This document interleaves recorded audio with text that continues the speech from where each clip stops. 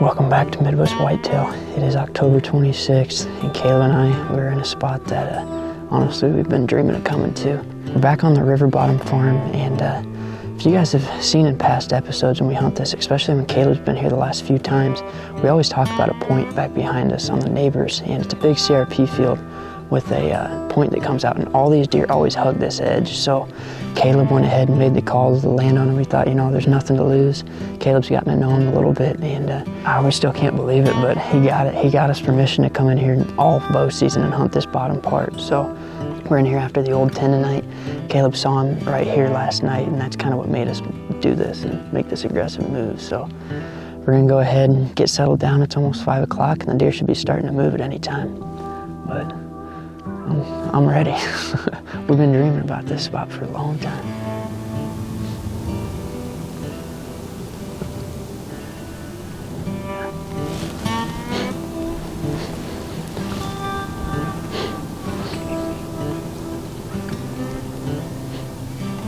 He has no idea.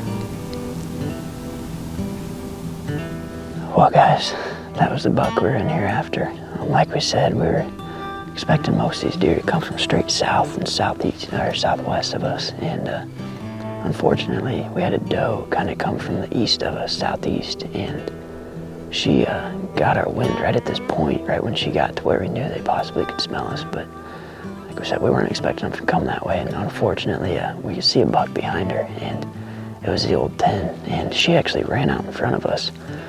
Luckily, it doesn't look like we spooked the 10. Like, he didn't really know what was going on. He just heard that doe blowing, and not ideal what we wanted at all. But, I mean, if we'd have had a little bit better wind, I think she'd have hugged this corner right here, and he'd have come right in just like we wanted. It is November 2nd, and I'm back here in a stand that I'm very familiar with. This is actually where Caleb and I came in, and I killed the old 9 last year. Back on Caleb's home farm this morning. It's been a very eventful morning. Right as I was getting set up, I had that 4.5-year-old 10-point, beautiful young deer. He's gonna make a stud in a year or two. And then he was chasing some does around. And then he actually came back out again with another buck, and they were chasing does up on the hill. And another 8-point stud 8. He's not a deer that I recognize anyway. I don't believe Caleb knows who he is either. But he looked mature in person. The first look I got at him was kind of gonna, hopefully he comes back in. He was chasing does all over. I threw a few snort wheezes at him, and one time I think I might have had him interested, and then unfortunately another buck showed up on the hill, and he went kind of ran him off. But hopefully I get another look at that buck, because he was nice. He was very nice. It's been an awesome morning. We got bucks chasing does. They're coming down in here. I just had that 10-point again about 5 minutes ago. Chased another doe back down in here in this little green pasture area, and a couple other bucks came back behind them. So they're definitely moving this morning. It's still early. I'm going to sit for a few more hours and maybe go back, charge a couple batteries, get a bite to eat, and I'll be right back here.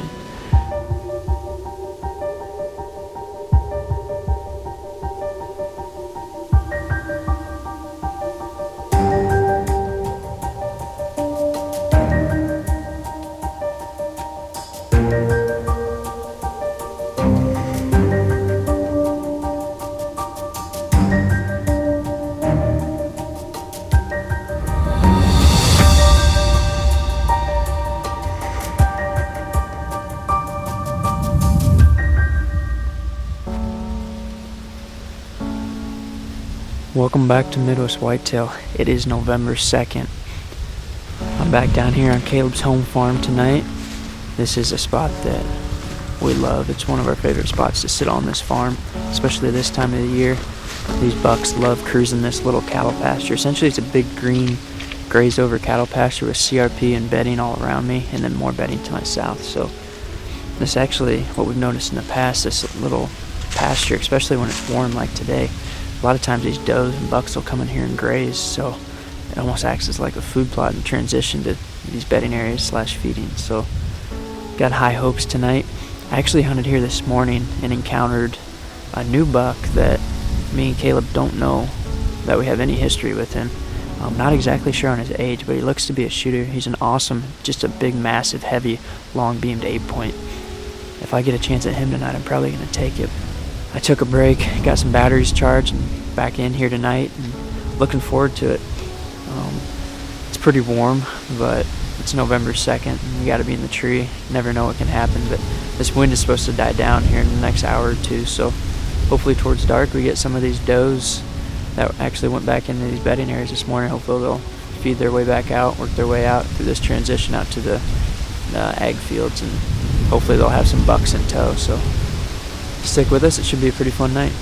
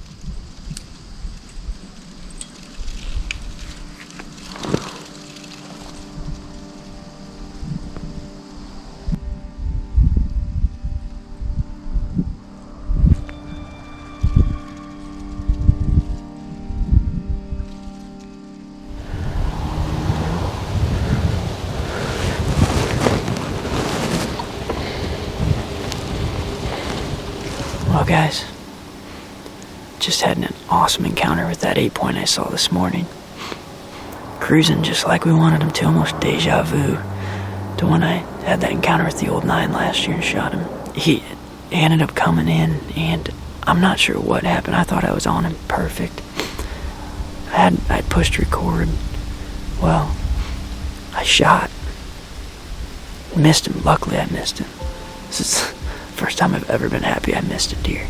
And so I got back up to the camera, and it wasn't recording. And I was like, oh no. He didn't know what was going on, and he was still bristled up the whole time. But I think he might have seen this other little buck down here and decided to go after him. But after that fact, I was looking for my arrow down there.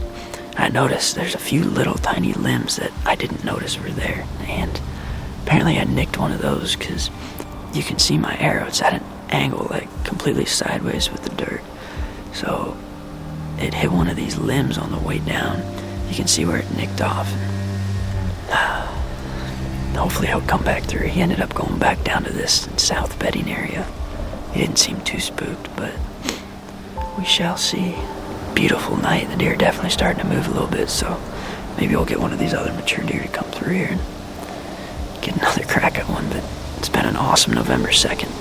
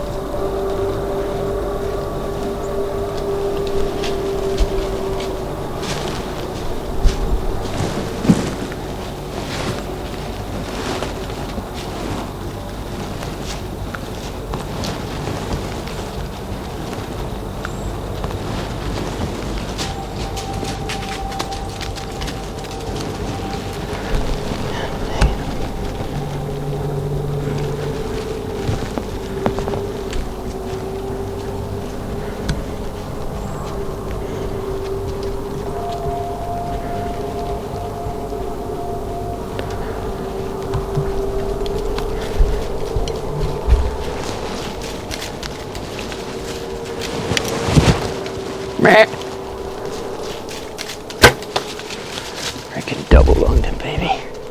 Yes.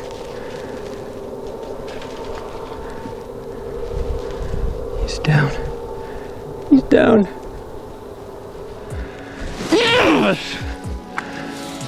Yes. Oh. This is... I cannot believe that just happened. I missed that deer an hour ago. Ooh. Oh, yeah.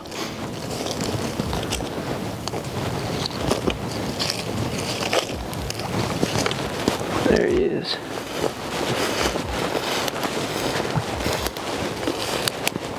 Jeez. That's a stud. Oh my goodness. He had that inside. I didn't even see that or all that. Oh God. Jeez. You shot a hammer. Alright guys, it's the next morning. We wanted to bring him out here to get some better light on him, do him a little justice, and I'm still in shock of what happened last night. You know, that was a textbook rut hunt right there. I haven't had a hunt like that in a long time, so it was pretty refreshing to see that. But I just want to talk a little bit about why this stand that we hunted is so good and bulletproof. So Caleb and I, we love calling it deer, and last year I shot the old 9 out of that same stand. We talked a little bit about it then, but the way that stand sets up is we have a big creek bottom right behind us, and it kind of drops off to some lower ground. And these deer, when they're cruising the CRP out in front, they have to come check that out because they can't see down below that bottom. So they hear a grunt, we snort wheeze at them, they figure there's a buck down there, and that just gets them to come to us, but they can't get downwind of us, which is the bulletproofness of this. Every time we call it deer on this one, they come right to the stand. What a hunt this was. Like I said, textbook rut hunt. You can't ask for more than that. I got to thank Caleb and his dad for letting me go in there and hunt. I'm just so thankful. It's not very often that you get 2 opportunities at a deer like this, and just the fact that it happened in the same day is kind of unbelievable. So I just can't thank those guys enough for letting me go in there and get it done like this, and thank you for Caleb for coming and helping with the recovery and everything. And you know, this is a time of year that we love, and I can't wait to hop behind the camera and film Caleb full time now, and hopefully we can get after some of these other mature deer that we got on our hit list. And it's time. Sweet November is here, and we're gonna be hitting it hard. So thank you guys for watching Midwest Whitetail, and I hope to see you back next time.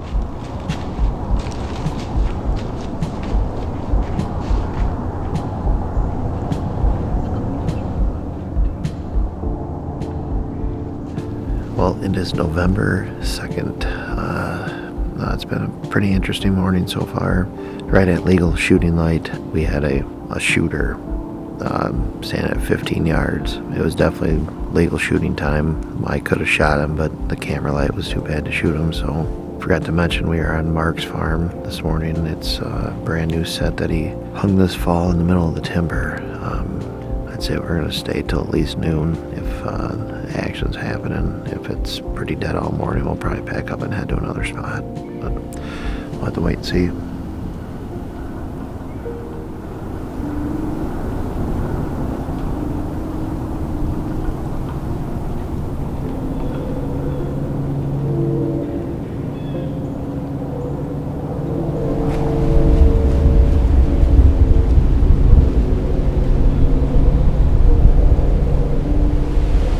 Well, it's about 2:30. We decided to stay on Mark's farm. We haven't had much action since about noon. Had one small buck go down to the watering hole down there, and then the coyote came through, but other than that, it's been pretty slow. Our hopes are pretty high for tonight. The wind's supposed to steadily die down, and obviously it's still blowing 18-20 mile an hour.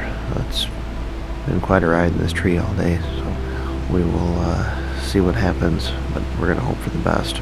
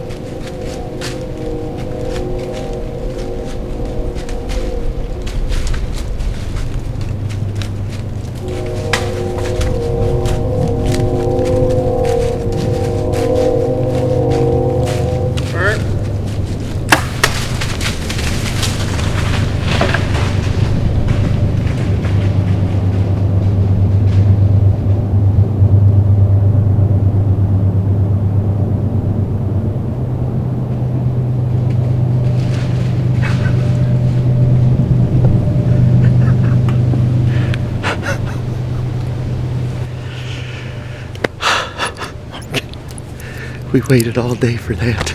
I can't believe that just happened. Oh my gosh. Mark and I decided at noon today. We saw him. We had him at 15 yards this morning. And we didn't have the camera light to shoot him. And we at noon today we decided to stick it out because we thought he was somewhere around here. All of a sudden, I look over and Mark's like, here he comes. Well, he came on the wrong path and I couldn't get a shot from here. He came over to the right and I couldn't get him stopped. And we literally had to grunt him back a couple times. We turned him around. He came back and I'm 99% sure he just went down there, didn't he? Oh my gosh. I can't believe that just happened. Wow. That's a big buck. That's a big buck.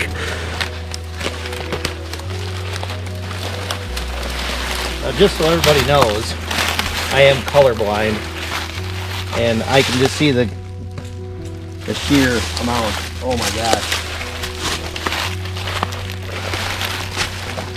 I can see it glazing from the light. Wasp did the trick.